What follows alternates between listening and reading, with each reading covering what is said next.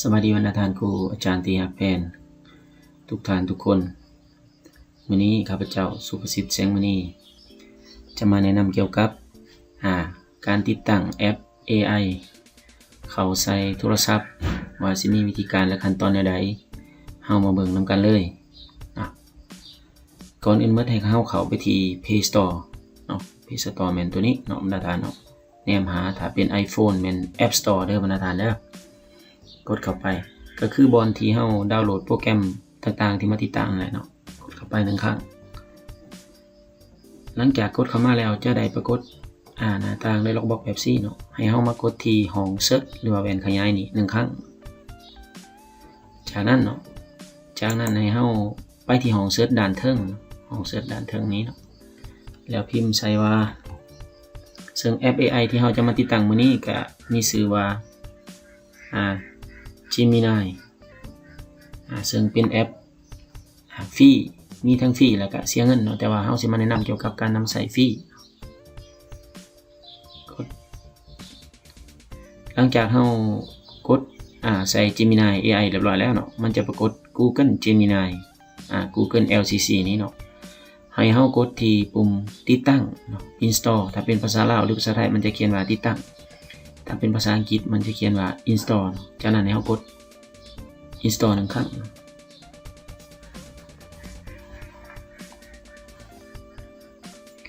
หลังจากเรากด install มันก็จะใช้เวลาบ่หลายเพราะว่ามีขนาดเพียง2เมกเท่านั้นเนาะสำหรับแอปนี้ใช้เฮ็ดหยังสามารถแก้โจทย์เลขสรุปเอกสารแต่งรูปเฮ็ดบทสรุปเฮ็ดบทรายงานหรือว่าเฮ็ดแผนก็ได้เนาะสามารถใช้ได้หลากหลายอย่างเนาะ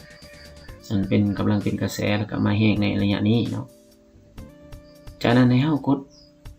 Open ถ้าว่าสินำใส่เนาะกด Open เข้าไปกด Open 1ครั้งเนาะเพื่อเปิดเนาะหรือว่ากดเปิดถ้าเป็นภาษาไทยหลังจากเฮากด Open เข้ามาเนาะซึ่งคันว่าโทรศัพท์ผู้ใดมีอีเมลมันก็จะขึ้นล็อกอินอัตโนมัติเลยเนาะนี่เนาะซึ่งข้าพเจ้ามีอีเมลในโทรศัพท์อยู่แล้วมันก็จะเข้าเลยเนาะการสั่นเฮาหลังจากที่ติดตั้งอันนี้เป็นวิธีการติดตั้งเนาะและวิธีการเข้าไปใช้งานมัน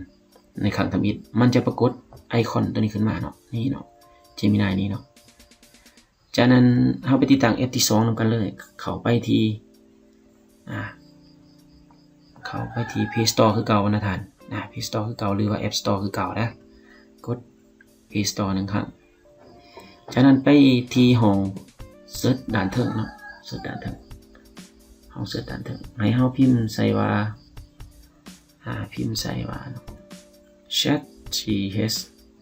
ChatGPT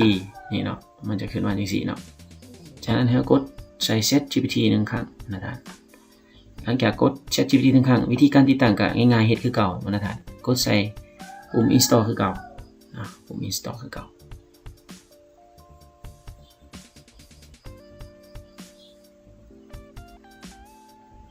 ตัวนี้อาจจะใช้เวลาหลายก่อนแอปก่อนหน้านั้นเนาะ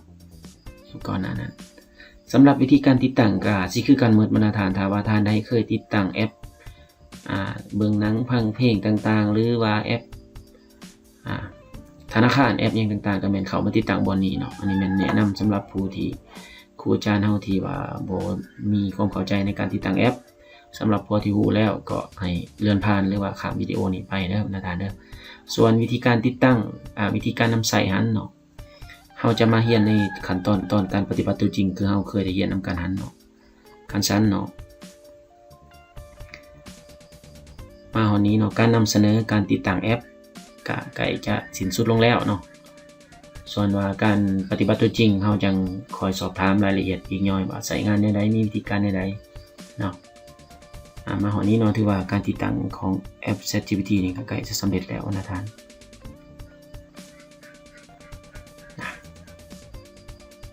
หลังจากมันติดตั้งสมบูรณ์แล้วมันจะขึ้นว่า Open อาจจะกดออกนอกไปเลยก็ได้นะท่านกดใส่ปุ่มนี้เนาะมันจะกลับไปด้านนอกเราจะเห็นปรากฏแอป ChatGPT ขึ้นมาเลยนะท่านสามารถกดเข้าไปใส่เนาะในปกติมันจะล็อกอินอัตโนมัติถ้าว่าเรามีอีเมลถ้าบ่ทันมีอีเมลเราก็จะป้อนอีเมลเข้าไปเดี๋ยวมันจะให้ใช้นี่เนาะลักษณะแนวนี้เนาะ หากเราบ่ทันได้เข้าใส่จักเทื่อจากนั้นให้เรากดcontinue สามารถพิมพ์ได้เลยถ้าเราบ่ล็อกอินถ้าเราต้องการล็อกอินกด sign up จากนั้นให้เรากดที่continue with Google ก็คือสืบต่อการล็อกอินบัญชีด้วยบัญชีของอีเมลในเครื่องเฮานั้นเนาะซึ่งในนี้ข้าพเจ้ามีอีเมลหลายตัวในเครื่องนี้เนาะขอเลือกเป็นตัวที่2เนาะกดปึ๊บ1ครั้ง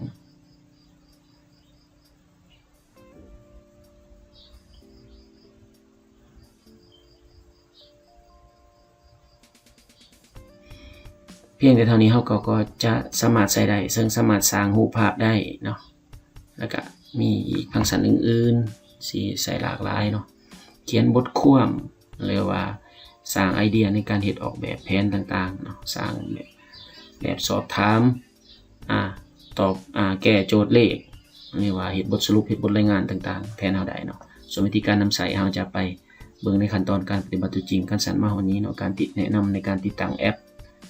Gemini กับ ChatGPT ก็สิมีสำนักเนาะขออนุญาตสิ้นสุดวิดีโอนี้ไว้เพียงเท่านี้หวังว่าคือสิเป็นประโยชน์แก่บรรดาท่านครูอาจารย์บ่หลายก็น้อยเนาะขอขอบใจ